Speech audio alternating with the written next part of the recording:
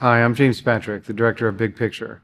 In this interview, I spoke with a friend, Douglas Macgregor, former colonel in the Army and advisor to President Trump. In this interview, I asked him what he thinks about the Ukraine war. Is all this really helping Ukraine? Is this helping America? Let's hear what he has to say. We think of ourselves as this invincible, invulnerable colossus that bestrides the world. We're not. And we are failing to invest where we need to here at home. We are not investing in high-end manufacturing. We're not investing in energy. We're not investing in the agricultural sector. These are our great strengths that we should capitalize on. We're not doing it. And instead of fearing China, what we should do is limit our exposure where we think that they present a threat to us economically, but stop this ridiculous nonsense of going to war yet again 6,000 miles from the United States over an obscure island called Taiwan. That's silly. It's nonsensical. Just as fighting the Russians in Ukraine is nonsensical for us. It's irrelevant. It's crazy. I spent 28 years in the regular Army after graduating from West Point. I left the Army at the end of 2004. I then began in a number of different jobs working with or inside the defense industries, either as a consultant or an advisor. And then ultimately started becoming a routine commentator on television and radio about military affairs, and finally ended up as the senior advisor to the Secretary of Defense under Donald Trump in his last months as president. So when this whole Ukraine thing started, what was your first response? Well, I had been somewhat on the periphery of the Ukrainian crisis, if you will.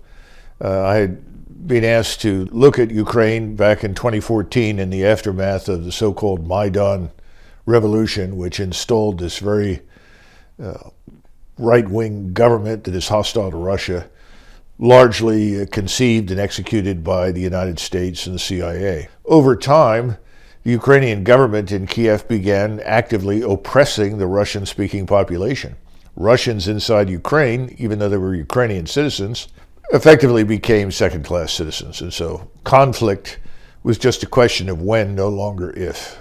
Ukraine has an interesting history. The Ukraina, the word itself, means on the periphery or on the margin or on the edge, depending upon how you want to translate it. And the people that live on the edge of what was called Russia were always different from the Russians themselves. And the Ukraine developed a strong sense of identity, particularly in the 20th century. People argued that it was always there. There was always a Ukrainian people, but I don't think the sense of nationhood was really there until the aftermath of World War I. And there was a serious attempt to build a nation when the Imperial German and Austrian forces pulled out. That failed, and Ukraine was ultimately Bolshevized, like the rest of the Tsarist Empire. Unfortunately, Lenin, who was a student of history, understood Tsarist Russia very well, and he altered borders to ensure that there were always minorities within the various provinces or oblasts, whatever you want to call them, who would prevent any large concentration of force that could be aimed at the center. In other words, let's include Russians, Tartars, and others inside Ukraine who are not Ukrainian to ensure there is no ethnically pure Ukraine that emerges that could present a threat to unity in the Soviet Union. And this was out of response to the farmers, the kulaks, Well, that actually comes later. That's under Stalin, and Stalin sets out to utterly destroy and annihilate tens of millions of people, not just in Ukraine, but also in Russia, who were so-called independent farmers. That was defined loosely as someone who has a plot of land and may own a cow.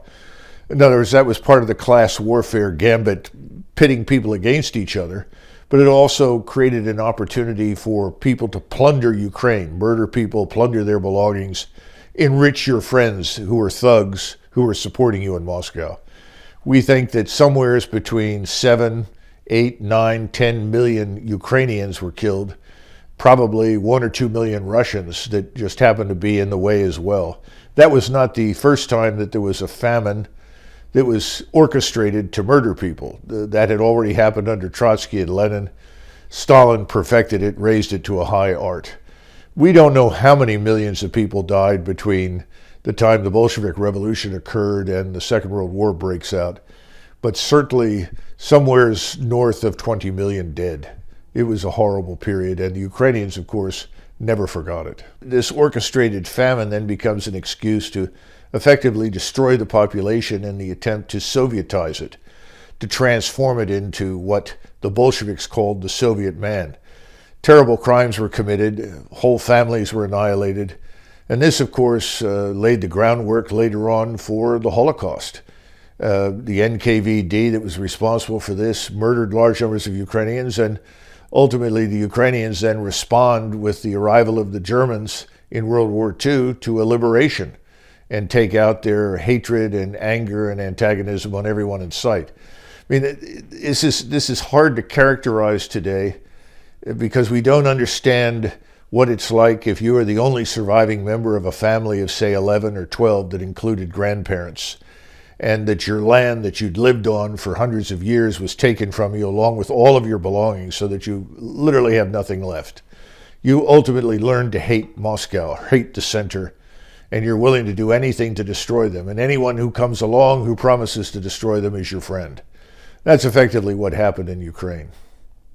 People in the West know almost nothing about Eastern Europe. If you go to the Versailles Treaty discussions, the level of ignorance about Eastern Europe, about Ukraine, Lithuania, Latvia, Estonia, Belarusia, just astounding. Or a place like Moldova, which used to be called Bessarabia, no understanding at all of what existed there, no understanding of the people, the complexity of the history.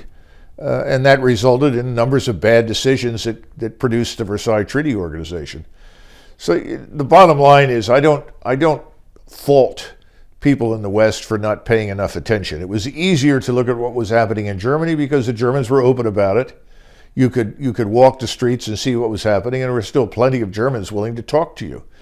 That wasn't the case in Soviet Union, where there was absolute terror, absolute control by the NKVD that ensured Stalin knew everything and everyone else knew nothing. Well, in January, I was asked whether or not the Russians would go in.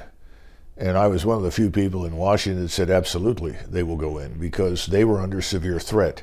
I have to remember that after 2014, the Ukrainians began the process of attacking the so-called two breakaway republics, Donetsk and Luhansk, in the east, which were entirely Russian-speaking. And they killed roughly 14,000 people between 2014 and 2021.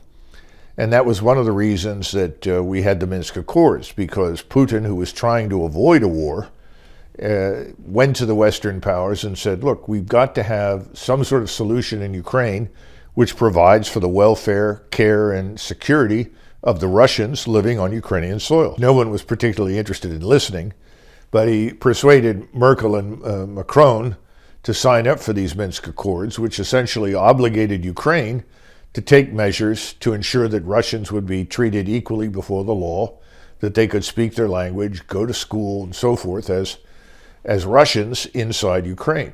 It was never taken seriously by the West, and that, of course, is what Chancellor Merkel admitted publicly during the summer, that the entire Minsk Accord process was simply designed to buy time to continue the buildup of the so-called Ukrainian army. And what had been happening since 2014 is a very directed, deliberate effort to build not just an army to defend Ukraine, but to build an army that would attack Russia. The army that emerges from this process that we see fighting in 2022 was a very fine force. It was extremely well trained by NATO standards, standing force of about 450,000 with 200,000 trained reserves.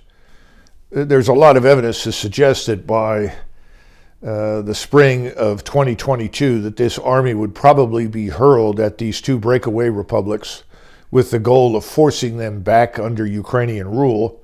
And I think Putin decided that since the Minsk Accords were a failure, that he would make one final diplomatic effort, which of course he makes in December and January, to try and persuade us, principally, who are the real backers of the war in Ukraine, to come to the negotiating table and make arrangements that would avoid the war. We demonstrated we were totally disinterested, but I think most people in Washington concluded that the Russian economy wasn't strong enough to support a serious war, and that ultimately the Russians would balk and not go in. I was quite convinced that they would.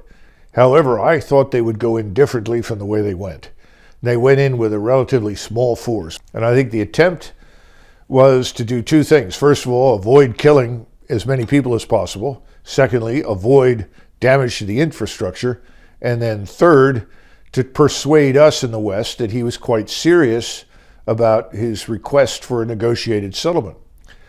It takes him several months to discover, certainly by June and July, that he has no negotiating partners in the West. And more important, he discovers that we in the United States are willing to bankroll this war against Russia effectively in perpetuity, because our real goal is to displace Putin from power, and that's made very clear in Biden's speech in Warsaw when he visits in March, and ultimately to dismember Russia, to carve it up, get control of its resources, literally erase Russia as a great power. This was never acceptable to Putin, or for that matter, to the Russian nation. And thus they had to make some new decisions. We're not going to be able to fight this war with what we have. We're going to have to build new and bigger and better forces. And since then, the Russians have brought in an additional 400,000 reservists and volunteers. These people are now trained. They've been assimilated into the Russian army, and they are dispersed around Ukraine. The vast majority of these troops have continued to train, and they're sitting in reserve. Now, what they have done is they've rotated some Russian forces forward so they could see the battlefield, see the enemy. Some units have gotten limited exposure, but for the most part, the war in the South has been waged with a reliance on what I would call an ISR strike complex. That is, where you link intelligence, surveillance, reconnaissance platforms, manned and unmanned, space-based as well as terrestrial, to strike systems being artillery, mortars, rockets, missiles, and unmanned aircraft, or what we now call drones.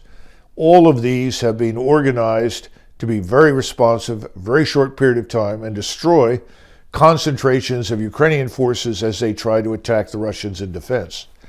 This has been enormously successful. And as a result, certainly in November, December, and January, the exchange rate was about 8 Ukrainian dead for every 1 Russian killed.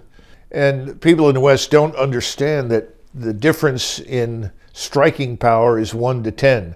For every 1 gun that the Ukrainians have, the Russians have 10. Putin had given strict orders: don't kill civilians, don't destroy infrastructure. And then when they realized they didn't have enough forces, they decided to essentially lay siege to places like Melitopol and Mariupol. In Mariupol, they had thousands of Ukrainians eventually surrender, but they killed thousands of Ukrainians. So they learned that it wasn't very sensible to go in building to building, room to room, and try and dig people out. It was easier to essentially cut them off, cut the power, cut the water, and then let time do its work for them. The problem for the Russians is this. We have said that we will not relent, that we are going to fight them until they're destroyed. If you tell the Russians that, the Russians say to themselves, well, this war will only end when we are on the Polish border. That's a terrible situation, frankly, for Ukraine, because we've said we will not negotiate. I don't think Putin expected that this would drag on. I think he really thought that once he showed us in the West that he was serious and that the Russians would not tolerate this large anti-Russian military establishment in eastern Ukraine, that we would then say, stop, let's negotiate. And of course, he was wrong. His great fear was not just the Ukrainian force in eastern Ukraine, but that over time we would emplace missiles in eastern Ukraine that could reach Russia's nuclear deterrent. And that worried him about his ability then to deter us from using nuclear weapons against Russia in the future. But how could this operation take so long? Well, very simple. He had a relatively small regular army. And this small force was simply not large enough to fight a war in a country the size of Texas. Remember, he was initially only interested in a portion of what we would call Texas. It's as though you said, well, the Panhandle and eastern Texas are Russian. The rest of it's Ukrainian. I want to ensure the Russian citizens in the Panhandle and in eastern Texas have equal rights before the law. They're not oppressed. They're not being brutalized. They're not being punished for being Russians. That was his goal. And then to find some sort of solution for the two republics, Luhansk and Donetsk, and to extract from the Ukrainians the understanding that Crimea was not up for discussion. It was legitimately Russian and had been for hundreds of years.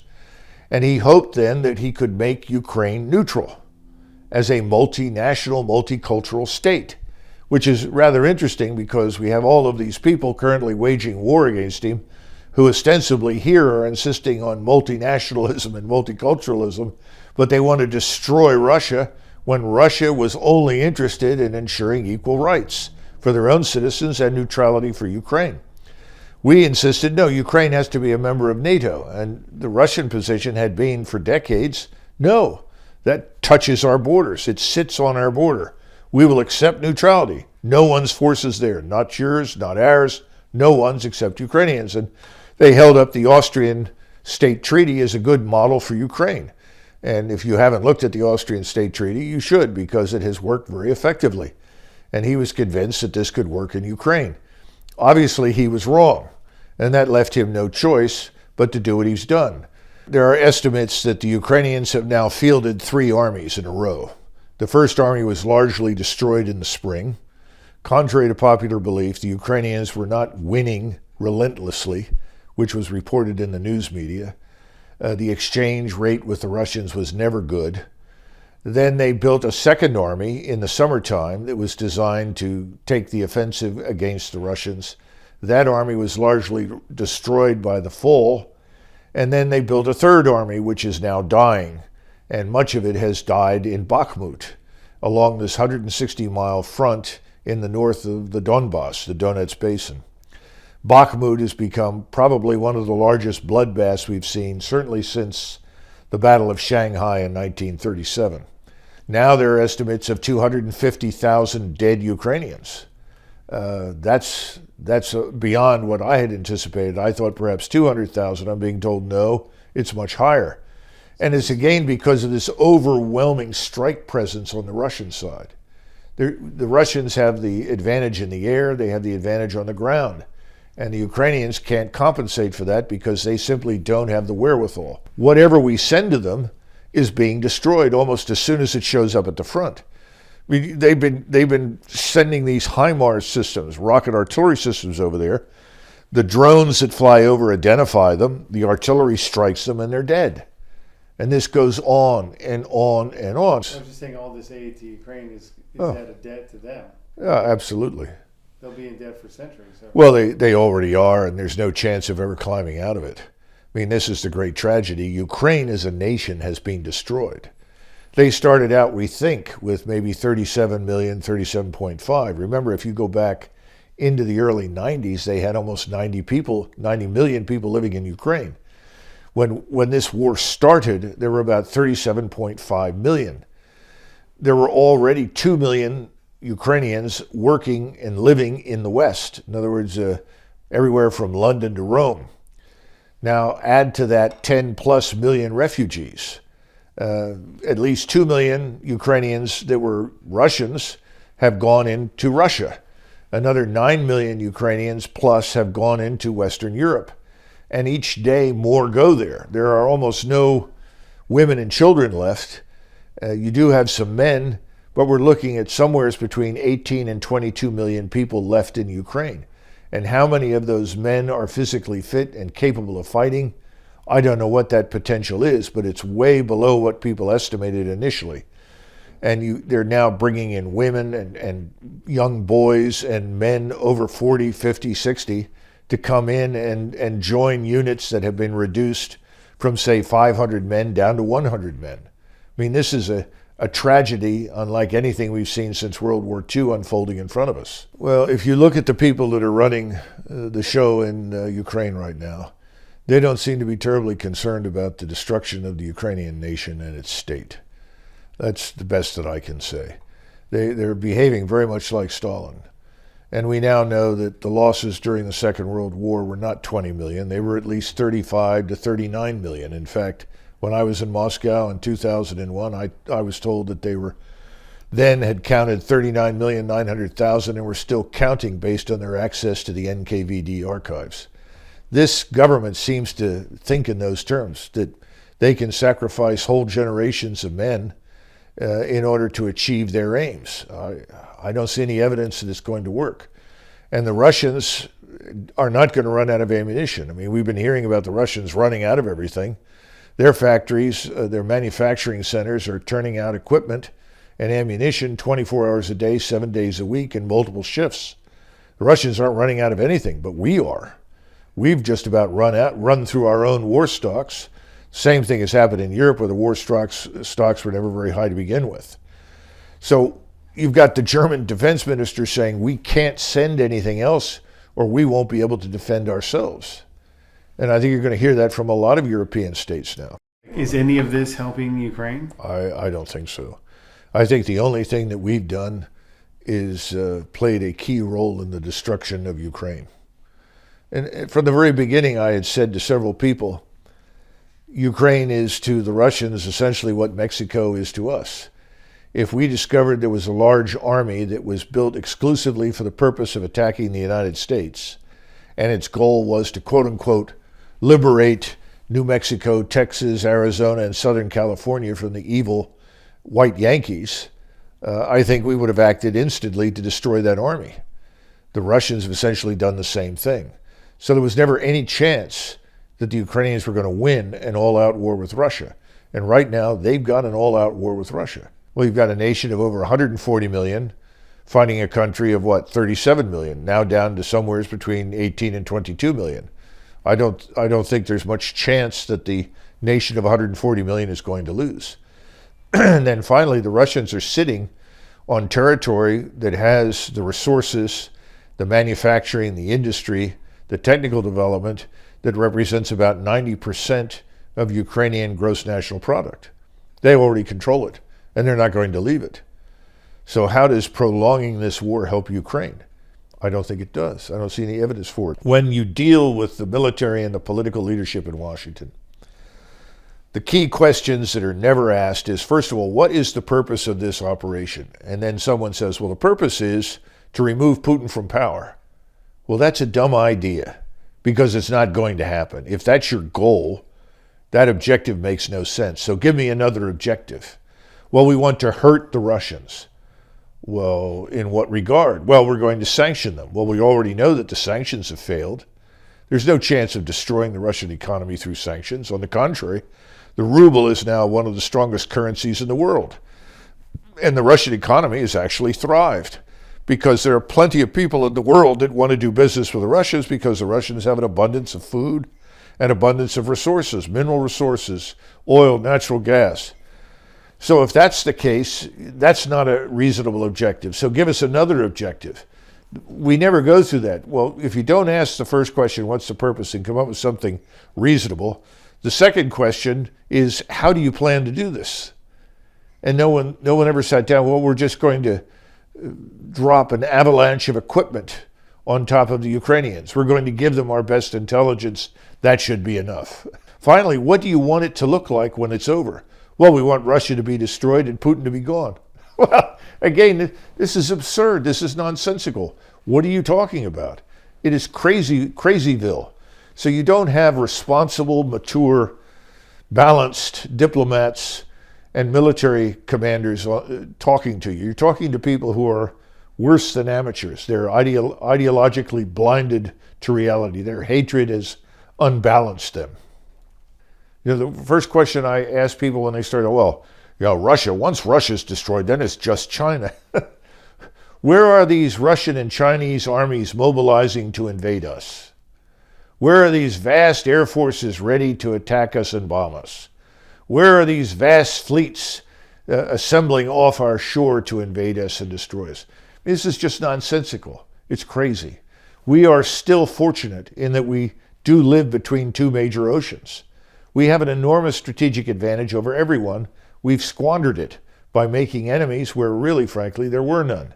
And that's very true for Russia. Russia had actually cooperated with us very closely, especially after 2001.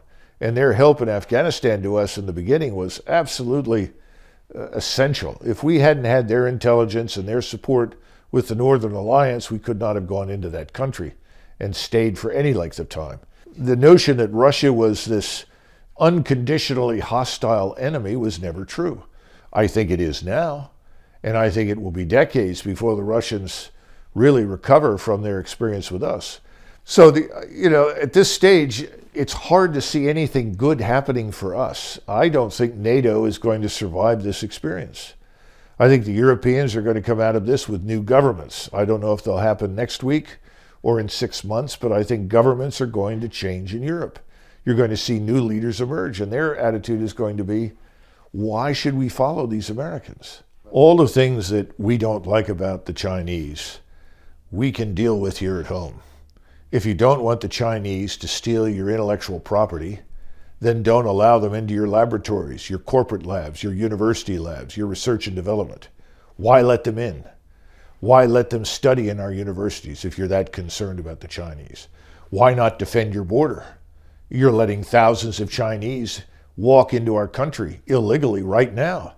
We don't even know where they went. We don't know where they're going. We don't know what they're here to do. That doesn't seem to bother anybody. But those things should be addressed here at home first. And then you need a trade policy. And the trade policy is very simple. We'll do business with China if it's in our interest to do so. If it's not in our interest to do so, we shouldn't do business with them. It's a very simple prospect. And we got to get control of this very corrupt elite in this country. The people that shipped our manufacturing base to China are the wealthy ruling classes of this country. They began that process while Reagan was in office.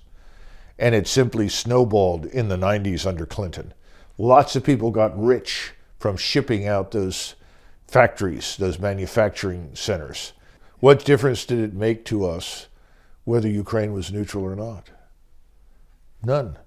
We should have made it neutral. When Eisenhower was president, he ultimately welcomed Austria's neutrality because he argued that we don't have the resources to defend all these countries. The more neutral states we create, the easier the military burden is on us. Well, that was in the 1950s when we were certainly stronger conventionally than we are today. And if you look at the balance of power between the various states, we're dealing with a continental power in Russia. We're primarily a maritime and aerospace power. Our strength is really at sea and in the air. We are only a land power in the Western Hemisphere. So the notion that somehow or another we're going to take on and defeat a continental power is ludicrous nonsense. And we are failing to invest where we need to here at home. We are not investing in high-end manufacturing. We're not investing in energy. We're not investing in the agricultural sector. These are our great strengths that we should capitalize on. We're not doing it. And instead of fearing China, what we should do is limit our exposure where we think that they present a threat to us economically. Remember, China abandoned communism in the early 1990s.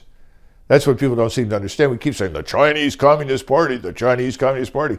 I challenge anybody to find a communist in China. These people are capitalists. They understand how to make money. And what China wants to do is wants to transform itself into some facsimile of Singapore.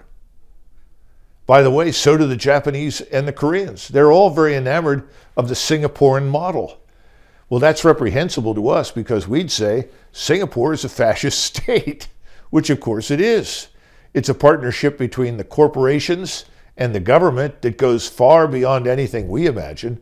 And then the rules and laws of those areas are strictly enforced by the government, and the government owns virtually all of the property. We don't understand Asia. We don't understand the people in Asia. We absolutely do not understand the Chinese and what they want. They do not want to live in a liberal democracy as we imagine it. They don't want to elect a president from a multi-party system. Xi is effectively the modern equivalent of the Chinese emperor. And they're very happy with that because they see that as absolutely essential to their security. And what are the three things that the Asians expect from their government? They expect security from external attack. And that was something the Chinese emperors failed miserably to do in the last 200 years of Chinese imperial rule. They expect the people to be fed. something else that the emperors failed to do at the end of their dynasty or dynastic succession. And 3, they expect the population to be sheltered. Now, if you look at those 3 things, the Chinese leadership today has done those things very well.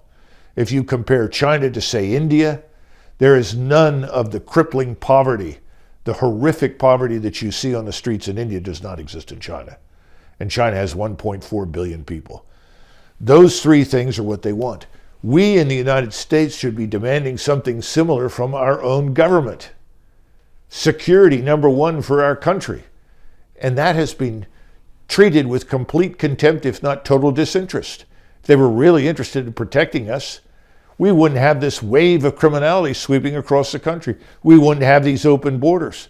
How many repeat criminals do we routinely apprehend that have been released for all sorts of terrible crimes, who've been deported and keep coming back? What sort of nonsense is this? Why do we tolerate these things? We have a government that seems to be suicidal here at home and suicidal overseas. They're picking enemies that we cannot take on and defeat, nor should we try, and we don't have to.